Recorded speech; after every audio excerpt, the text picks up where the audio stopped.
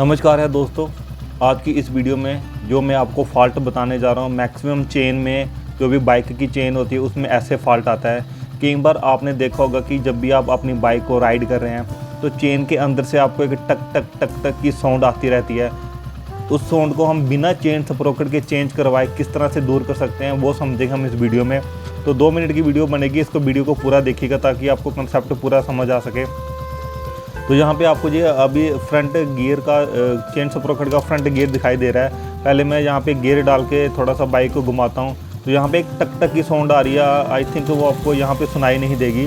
तो कई बार मैंने बाइक में ऐसे देखा है कि जब भी हम बाइक को चलाते हैं तो चेन के अंदर से टक टक टक टक एक अलग से छन छन की या टक टक की साउंड आती रहती है, बहुत ही छोटी साउंड आती रहती है। उस साउंड से कोई दिक्कत इतना ज़्यादा होता नहीं है बाइक में, पर क्या है कि ड्राइवर को या बाइक राइडर को कंफर्टेबली वो बाइक चलाने में उसको मज़ा नहीं आता है। तो अगर ये पूरा चेन स्प्रोकेट सेट आप चेंज करोगे तो वो 100% आपकी आवाज़ चली जाएगी। बट अगर हम चेन स्प्रोकेट को चेंज ना करना चाहें तो हम उस साउंड को कैसे दूर करें वो अब मैं आपको यहाँ पे समझाने जा रहा हूँ। देखिए जहाँ पे आपको चेन घूमती हुई दिख रही है, एक आगे फ्रंट चेन स्प्रोकेट आपको दिखाई दे रहा है ये, और एक पीछे बड़ा स्प्रोकेट है।